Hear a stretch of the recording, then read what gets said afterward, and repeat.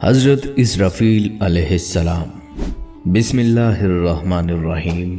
السلام علیکم ناظرین، فرشتے اللہ تعالیٰ کا پیغام اس کے مقبول بندوں تک پہنچانے کا فریضہ سر انجام دیتے ہیں۔ وہ لطیف اور نورانی مخلوق ہیں اور عام انسان انہیں دیکھ نہیں سکتے۔ بعض کم فہم لوگ فرشتوں کے خارجی وجود کا انکار کرتے ہیں اور قرآنی آیات کی تلاوت جن میں فرشتوں کا ذکر ہے مجرد قوتوں کے طور پر کرتے ہیں۔ اسلامی تعلیمات کی روشنی میں ایسے تصورات گمراہی پر مبنی ہیں۔ ملائکہ احکام الہی کی تعمیل کرنے والی معزز مخلوق ہے۔ ان کے وجود اور ان سے متعلقہ تفصیلات کو ماننا ایمان بالملائکہ کہلاتا ہے۔ فرشتوں کی کوئی خاص صورت نہیں۔ صورت اور بدن کے حق میں ایسا ہے کہ جیسے انسانوں کے لیے ان کا لباس، اللہ تعالیٰ نے انہیں یہ طاقت دی ہے کہ جو شکل چاہیں اختیار کر لیں۔ ہاں، قرآن مجید سے یہ ثابت شدہ ہے کہ ان کے بازو ہیں اور ہمیں اس پر ایمان رکھنا چاہیے۔ یوں تو اللہ کے بے شمار فرشتے ہیں، تاہم 4 فرشتے زیادہ مشہور ہیں۔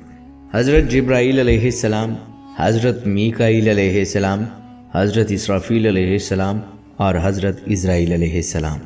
ناظرین، آج کی اپنی اس ویڈیو میں ہم حضرت اسرافیل علیہ السلام کے بارے میں مکمل تفصیل سے بات کریں گے کہ آپ کون ہیں، آپ کے ذمے کیا کام ہیں، آپ کی پیدائش کے پیچھے کون سا بڑا راز ہے، اللہ نے اسرافیل علیہ السلام کے آنسو کو گرنے سے کیوں روکا، اگر آپ کا آنسو زمین پر گر گیا ہوتا تو کیا ہوتا، سور کیا ہے، سور پھونکنے کے بعد کون سی 8 چیزیں باقی رہ جائیں گی، روحوں کو سور میں کیوں رکھا جائے گا، سورہ اسرافیل میں کتنے سوراخ ہوں گے، اس کے علاوہ کچھ تذکرہ روز حشر کی ہولناکیوں کا بھی کریں گے۔ ناظرین، اللہ تعالیٰ کے مقرب فرشتوں میں سے ایک فرشتہ حضرت اسرافیل علیہ السلام ہیں۔ آپ علیہ السلام قرب قیامت کے وقت اللہ پاک کے حکم سے سور پھونکیں گے تو تمام لوگ ہلاک ہو جائیں گے، دوبارہ پھونکیں گے تو مرے ہوئے لوگ زندہ ہو کر میدان حشر کی طرف دوڑیں گے، جہاں ان کے اعمال کا محاسبہ ہوگا۔ قرآن مجید میں سور کا ذکر ہے، البتہ اسرافیل علیہ السلام کا نام کہیں نہیں آیا۔ طبری، قصائی اور غزالی وغیرہ نے قیامت کے ضمن میں اسرافیل علیہ السلام کے تفصیلی حالات لکھے ہیں۔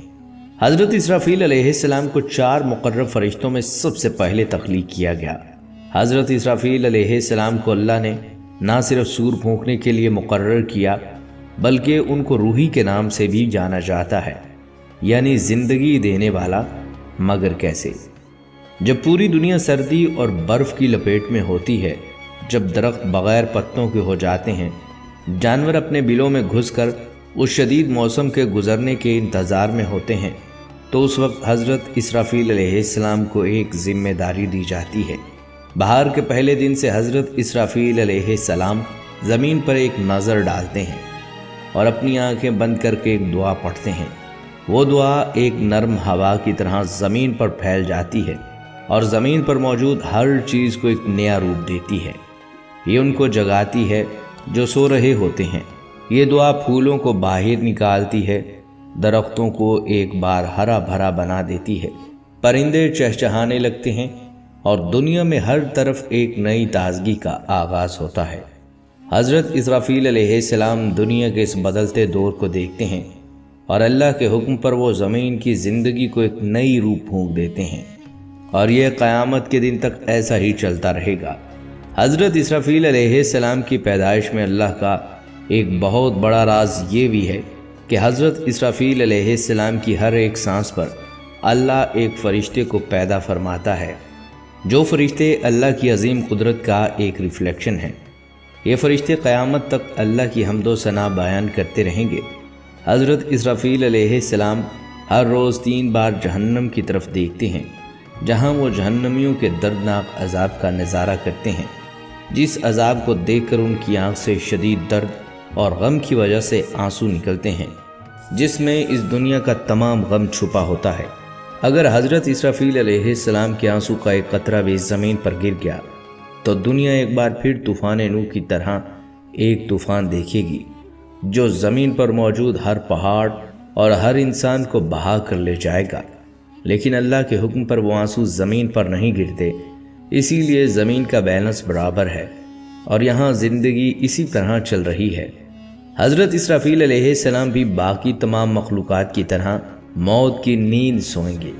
آسمانوں کی تخلیق کے بعد اللہ تعالیٰ نے سور کو پیدا فرمایا اور اسے حضرت اسرافیل علیہ السلام کو سونپا۔ تب حضرت اسرافیل علیہ السلام نے اس سور کو اپنے منہ میں پکڑا اور اپنی نظر اللہ کے عرش پر کر لی۔ ایک حدیث پاک میں آپ صلی اللہ علیہ وسلم نے ارشاد فرمایا کہ اس سور کے آگے یہ تمام زمین آسمان نہایت چھوٹے ہیں، یعنی تمام زمین اور آسمان اس سور میں سما سکتے ہیں۔ اس سور میں اتنے سوراخ ہیں جتنے حضرت آدم علیہ السلام سے قیامت کے آخری دن تک لوگوں کی تعداد، جس میں ہر سوراخ ہر وہ انسان ہے جو قیامت کے بعد دوبارہ زندہ کیا جائے گا۔ حضرت اسرافیل علیہ السلام اس سور کو پھونکیں گے تو نہ صرف اس زندگی کا خاتمہ ہوگا بلکہ ایک اور نہ ختم ہونے والی زندگی کا آغاز بھی ہوگا۔ ناظرین، سورہ اسرافیل اس چیخ کا نام ہے جس سے پوری کائنات زلزلہ میں آ جائے گی۔ قرآن کریم کی سورہ واقعہ میں ہے، یاد کرو وہ واقعہ جو دل دہلا کر رکھ دے گا۔ کیا ہے وہ دل دہلا دینے والا واقعہ؟ اور تمہیں کیا معلوم وہ دل دہلا دینے والا واقعہ کیا ہے؟ جس دن سارے لوگ پھیلے ہوئے پروانوں کی طرح ہو جائیں گے اور پہاڑ دھمکی ہوئی رنگین اون کی طرح ہو جائیں گے۔ جس شخص کے پلڑے وزنی ہوں گے، یعنی جس نے دنیا میں اچھے اعمال کیے ہوں گے، وہ تو من پسند زندگی میں ہوگا، یعنی جنت میں ہوگا، اور جس کے پلڑے ہلکے ہوں گے، یعنی جس نے دنیا میں اپنی خواہش کی اتباع کی ہوگی، تو اس کا ٹھکانہ ایک گہرا گڑھا ہوگا۔ اور تمہیں کیا معلوم کہ وہ گہرا گڑھا کیا چیز ہے؟ وہ ایک دہکتی ہوئی آگ ہے جس میں اللہ کے نافرمانوں اور گنہگاروں کو ڈالا جائے گا۔ اللہ تعالیٰ نے قرآن کریم میں اس دن کا بار بار ذکر فرمایا، صرف یوم القیامہ کا لفظ 80 جگہوں پر وارد ہوا ہے۔ دیگر مذہبی کتابوں میں بھی اس دن کا تذکرہ ملتا ہے، حتیٰ کہ عیسائی اور یہودی بھی اس دن کو برحق مانتے ہیں۔ عقل کا تقاضا یہی ہے کہ دنیا کے اس عظیم نظام کا آخر کوئی اہم مقصد ضرور ہونا چاہیے، اور اس عجیب و غریب نظام کو چلانے والی ایک بہت بڑی ذات ہونی چاہیے جس کی طاقت کا ہم اندازہ نہیں لگا سکتے۔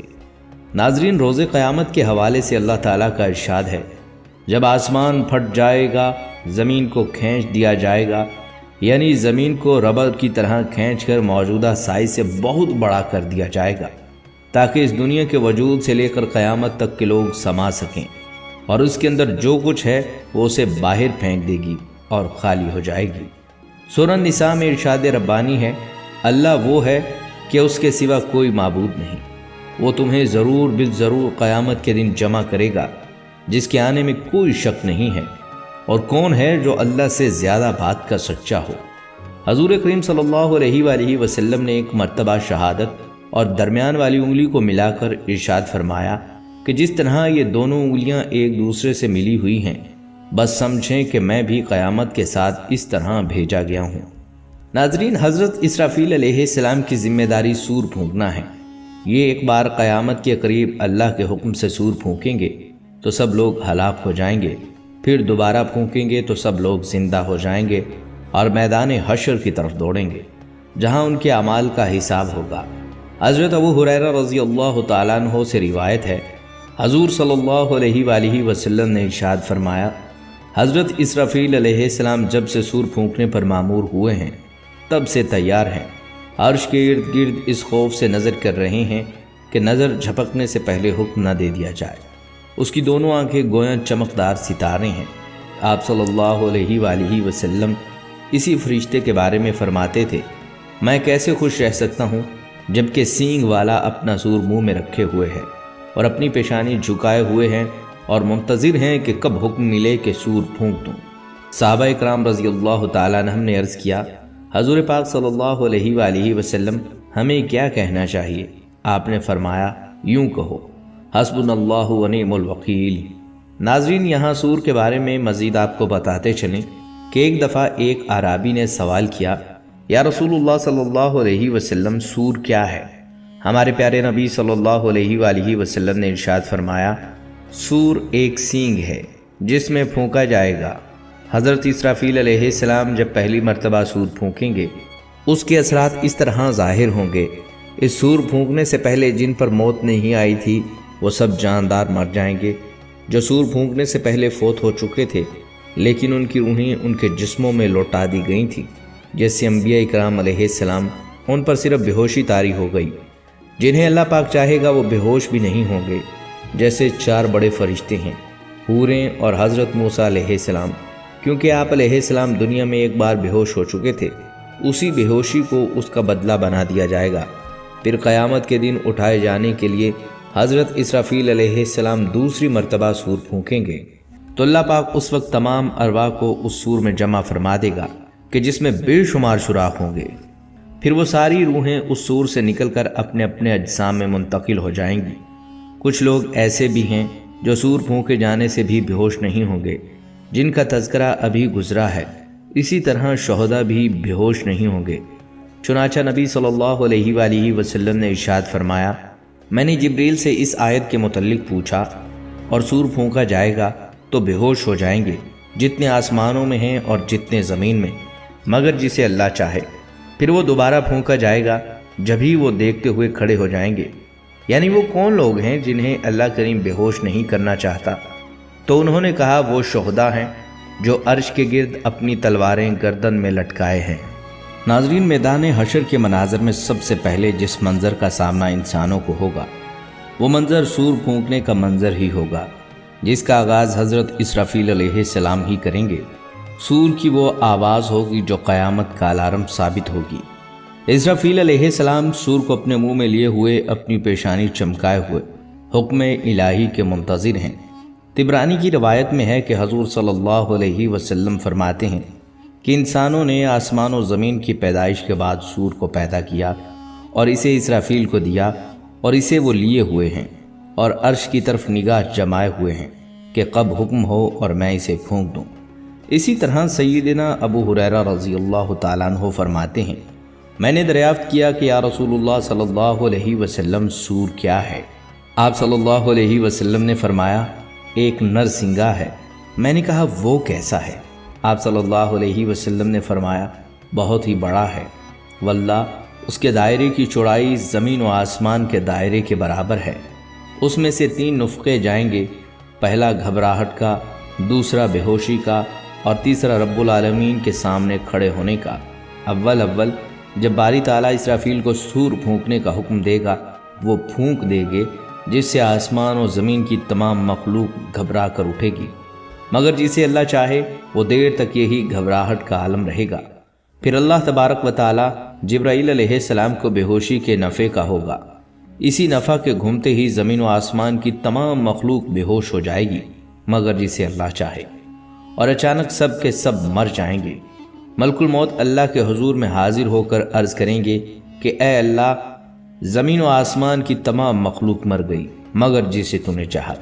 اللہ باوجود علم کے سوال کرے گا، یہ بتاؤ اب باقی کون کون ہے؟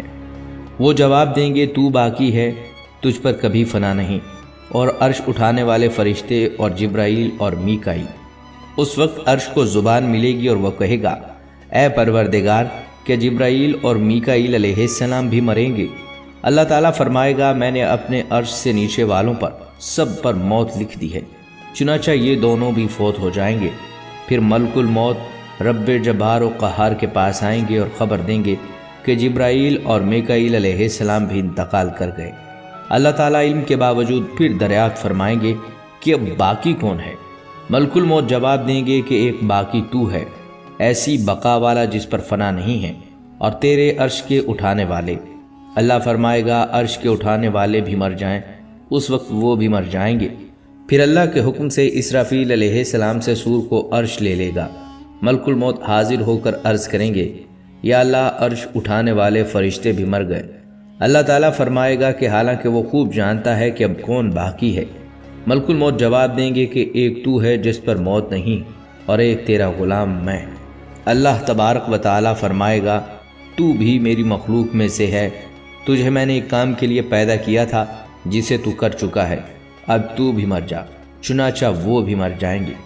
اب اللہ اکیلا باقی رہے گا، جو غلبے والا، یگانگت والا، بغیر ماں باپ اور بغیر اولاد کے ہے۔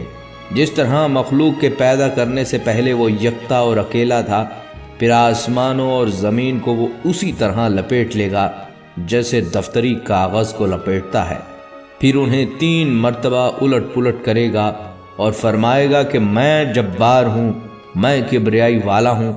پھر 3 مرتبہ فرمائے گا آج ملک کا مالک کون ہے؟ کوئی نہ ہوگا جو جواب دے، تو خود ہی جواب دے گا اللہ واحد و قہار۔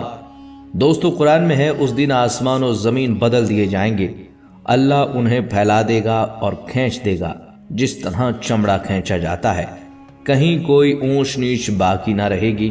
پھر ایک آواز کے ساتھ ساری مخلوق اس تبدیل شدہ زمین میں آ جائے گی، اندر والے اندر اور اوپر والے اوپر۔ پھر اللہ تعالیٰ اپنے عرش تلے سے اس پر بارش برسائے گا۔ پھر آسمان کو حکم ہوگا کہ وہ 40 دن تک مینا برسائے گا، یہاں تک کہ پانی ان کے اوپر 12 ہاتھ چڑھ جائے گا۔ پھر جسموں کو حکم ہوگا کہ وہ اگیں، اور وہ اس طرح اگنے لگیں گے جیسے سبزیاں اور ترکاریاں، اور پورے کامل جسم جیسے تھے ویسے ہی ہو جائیں گے۔ پھر حکم فرمائے گا کہ میرے عرش کے اٹھانے والے فرشتے جی اٹھیں، چنانچہ وہ زندہ ہو جائیں گے۔ پھر اسرافیل علیہ السلام کو حکم ہوگا کہ سور لے کر منہ سے لگا لیں۔ پھر فرمان ہوگا کہ جبرائیل اور میکائیل علیہ السلام زندہ ہو جائیں۔ پھر یہ دونوں اٹھیں گے۔ پھر اللہ تعالیٰ روحوں کو بلائے گا، مومنوں کی روحانی ارواح اور کفار کی ظلماتی روحیں آئیں گی، انہیں لے کر اللہ تعالیٰ سور میں ڈال دے گا۔ پھر اسرافیل علیہ السلام کو حکم ہوگا کہ اب سور پھونک دو، چنانچہ بعض کو سور پھونکا جائے گا جس سے تمام ارواح اس طرح نکلیں گی جس طرح شہد کی مکھیاں۔ ناظرین، ہر انسان اپنے اپنے اعمال کے اعتبار سے اٹھے گا۔ ہر ایک کو 2 فرشتے پکڑیں گے اور میدان محشر میں لے جائیں گے۔ سب میدان محشر میں پہنچیں گے۔ سورج 1 میل کے فاصلے سے تپش پھینک رہا ہوگا۔ سب لوگ اپنے اپنے اعمال کے اعتبار سے پسینے میں ڈوبے ہوں گے۔ 50,000 سال کا یہ ایک دن بہت سخت ہوگا۔ لوگوں کی حالت ایک نشہ کیے ہوئے شخص کی طرح ہوگی۔ ہر نبی اپنا حوض لگا کر اپنی امت کو پانی پلائے گا۔ نبی کریم صلی اللہ علیہ وآلہ وسلم بھی اپنی امت کو سوائے کافروں، مشرکوں، منافقوں، مرتدوں اور بدعتیوں کے سب کو حوض کوثر کا جام پلائیں گے۔ دودھ سے زیادہ سفید، شہد سے زیادہ میٹھا پانی، جو ایک بار پی لے گا پھر اس لمبے ترین دن میں اس کو دوبارہ پیاس نہیں لگے گی۔ پھر لوگ پریشان ہوں گے کہ اگلی کارروائی شروع ہو۔ سب لوگ مل کر جناب آدم علیہ السلام کے پاس جائیں گے کہ اللہ تعالیٰ سے التجا کیجئے کہ حساب کتاب شروع ہو اور اس دن کی سختی دور ہو، مگر وہ معذرت کر لیں گے۔ اس طرح نوح علیہ السلام، ابراہیم علیہ السلام، موسیٰ علیہ السلام، عیسیٰ علیہ السلام کے پاس جائیں گے، وہ سب معذرت کر لیں گے۔ پھر آخر میں لوگ جناب محمد صلی اللہ علیہ وسلم کے پاس آئیں گے تو آپ صلی اللہ علیہ وآلہ وسلم اللہ سے دعا فرمائیں گے۔ اللہ تعالیٰ کے فرشتے آپ کو مقام محمود پر لے جائیں گے جو اللہ کے عرش کے پاس ہے۔ وہاں آپ صلی اللہ علیہ وسلم سجدہ ریز ہو جائیں گے، اللہ کی حمد و ثنا بیان کریں گے۔ پھر اللہ کی طرف سے حکم ہوگا آپ اٹھیں اور مانگیں، اللہ عطا فرمائے گا، اور سوال کریں، اللہ پورا کرے گا۔ پھر آپ حساب کتاب کے لیے سفارش کریں گے جو قبول ہوگی۔ ناظرین، حشر کا دن بہت طویل اور سخت دن ہوگا۔ احادیث میں مذکور ہے کہ میدان حشر میں طویل مدت تک بھوکے پیاسے، شدید گرمی اور بدبودار پسینے میں شرابور لوگ تنگ آ کر انبیاء کرام کی خدمت میں حاضر ہوں گے کہ وہ اللہ تعالیٰ سے حساب کتاب شروع کرنے کی سفارش کریں۔ تمام انبیاء کرام سفارش کرنے سے انکار فرما دیں گے۔ آخر میں لوگ آپ صلی اللہ علیہ وآلہ وسلم کے پاس حاضر ہوں گے، چنانچہ آپ صلی اللہ علیہ وآلہ وسلم حساب کتاب شروع کرنے کی سفارش فرمائیں گے، اور اس کے بعد اللہ کی عدالت قائم ہوگی۔ انسان کے ہاتھ، پاؤں اور دیگر اعضاء خود انسان کے اعمال کو بیان کریں گے، جیسا کہ اللہ تعالیٰ نے متعدد مرتبہ قرآن مجید میں ذکر فرمایا ہے۔ اللہ تعالیٰ ہم سب کو بغیر حساب کے جنت الفردوس میں بلند مقام عطا فرمائے۔